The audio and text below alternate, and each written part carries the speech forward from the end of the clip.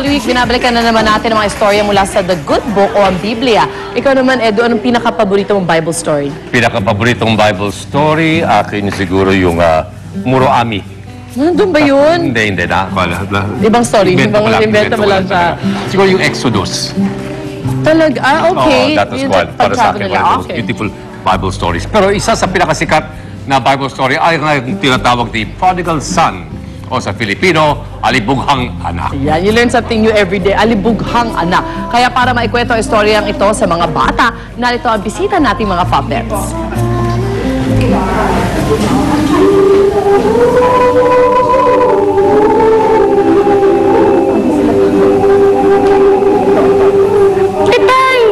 Itay! Patawarin niyo ako. Nagkaroon ako ng kasalanan sa inyo. Hindi ako karatat-datat. Natawagin yung anak. Anak! Ikaw ay nagkasala. Ngunit ngayon, tinatatawad na kita. Ibigay sa kanya ang kanyang kailangan. Nagluto kayo ng masarap na kain. Nagtimpla ng masarap na inunin. At tayo ay nagsasaya. Itay, paano naman ako? Naglingkod ako sa inyo mahabang panahon. Sinunod lahat ng utos mo. At ni minsan hindi kita sinuway. Pero ni minsan, hindi mo ba ako binigyan ng iyong kayamanan? Pero nang nagbalik ang iyong makasalanang anak, halos magpakamatay ka, hindi kailangan lahat. Paano naman ako? Anak! Mahal din kita. Ikaw ang lagi kong kasakasana. Unaga at gabi, lahat ng akin ay nasa iyo. Sudalit ngayon nandito ang iyong katatid, nagdadalik.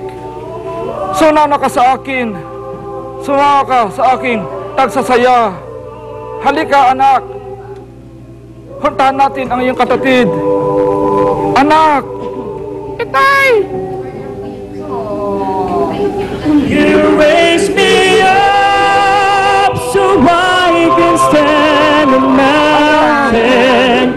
You raise me up to walk on stormy seas.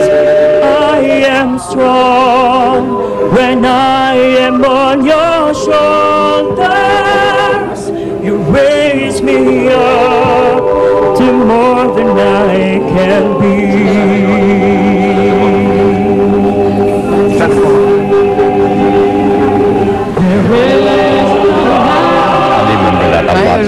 And they're watching us.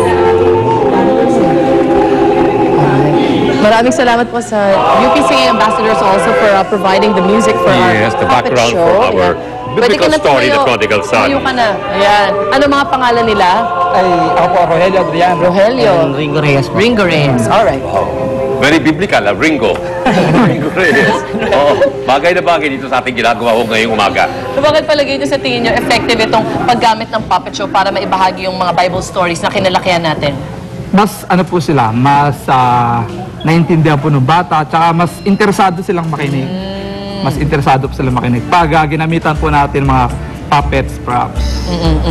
Pero kayo po, saan ho kayo nagper-perform? Meron ba kayong regular na venue kung saan kayo pwedeng puntahan, dalawin ng mga parents along with their children? Mostly nagpe-perform po kami sa mga restaurants, mga fine dining restaurant parties, tsaka may mga hawak po sa amin. Kinokontak Special po. events. Yes, apo. Pwede kayong arkilahin Apo. para at least maging bahagi din ng event na yun. Apo. Ngayon nyo lang ba nagawa itong na gamitin yung puppet sa pagkwento ng Bible story o dati pa? Actually, this is our third time. Okay. Kasi mas, ano siya mas, yun nga, katulad sinabi ko kanina, mas effective po pag ginamitan natin ng puppets. Ano yung mga pinakasikat na Bible stories na usually pinoportray ng mga characters nyo? Yung Noah's Ark po. Yan, naikwento na rin po. So maraming characters doon. Maraming characters. Hindi naman po. Sinowa lang talaga. Sinowa lang po, tsaka yung mga ano. Abay, hindi yung mga nagdatingan ng mga animal. Marami. Yung mahirap yun. One pair per animal pa eh. Di ba? Hello, production. Thank you so much guys. Saan kayo pwede tawagan if ever? Well, actually, we have here, our numbers. Ito po yung number namin is 0916-559-5555. 6806. Just look for Jansen Maximo. Yun po yung handler namin. Thank you so much. Thank you so much, guys. Pasubok naman Ayun, po ni Edu. opo. Ayan. May po yan. May ano siya sa loob. Opo. Ayan. Dito naman, iba naman siya. Iba Wala naman, guys. Alright, guys. Oh, yes? We'll see you in a short while. Magbabalik po ang unang hirit. Yeah, see you later. See you later.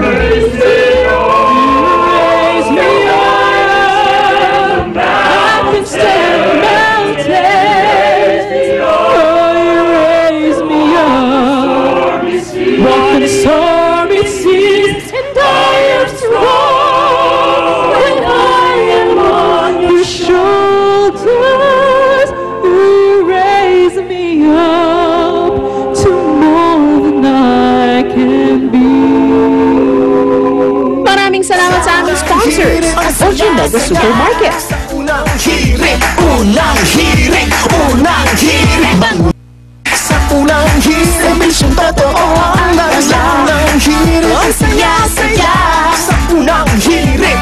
Ay, buti pa kayo mga puppet, mga kamag-anak kong puppet. Ang dami dito sa studio. So, talang ako. Mag-isa lang ako dito sa Batangas Port. Anyway, magbabalik po tayo dito at tuloy-tuloy pa rin po ang pamimigay natin ng serbisyo dito sa mga kapuso at tindehero tulad ng alcohol, candies, at bottled water. So, tara, punta po tayo kay Monica. Hi, Mon! Ano balita dyan? Salamat, Art. At para nga masiguro ang seguridad ng ating mga kapusong bibiyahe, meron silang mga ginawang mga checkpoints dito kung saan meron nga mga x-rays para mag-check sa mga gamit ng mga sasakay sa mga barko nga. At syempre, meron din mga K9 dogs na nakaantabay sa iba't ibang parte nitong area. Meron din mga nakakalat po ng mga security at CCTV camera sa buong port area para manmanan ang mga pangyayari dito. At para sa mga kababayan natin na may reklamo, concerns o anuman na pangangailangan, meron po silang help desk. Ito po sa aking likod kasama ang ating mga volunteers. And of course, nandiyan din ang Philippine Red Cross para sa mga kapuso natin na kung sakasakaling mahilo o masama ang pakiramdam, nandiyan sila para magbigay lunas. Konti paalala lang din sa ating mga kababayan na bibiyahe hanggang alas 6 po ng gabi ang kanilang mga biyahe para po sa mga barko at 24 oras naman po ang biyahe ng mga roro. So happy or have a safe trip po mga kapuso and have a blessed Holy Week. Magmula po dito sa Batangas Port area, magbabalik po ang unang hirit. Sa unang hirit, ang saya-saya. Sa unang hirit, unang hirit, unang hirit. Banggulat ka, unang hirit. I raised my kid not to be a weakling, but to be a warrior. To be tough on his own.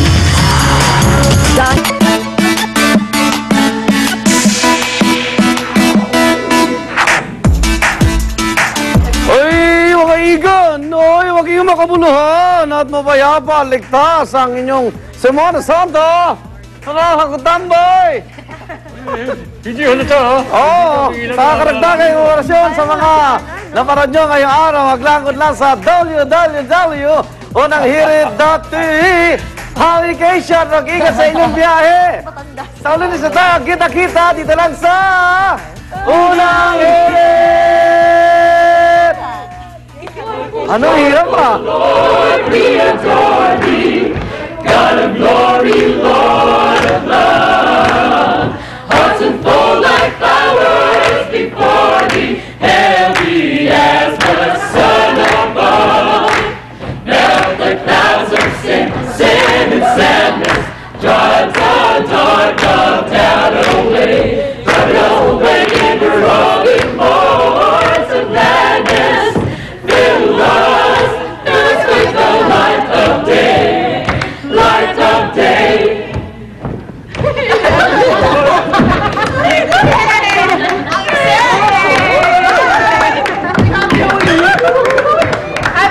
Ang programang ito ay inihatid sa inyo ng Mercury Drug, gising 24 oras sa mga piling lugar. Mercury Drug, tumutulong para sa kalusugan ng bayan. Sa Mercury Drug, nakasisigurong gamot ay laging bago.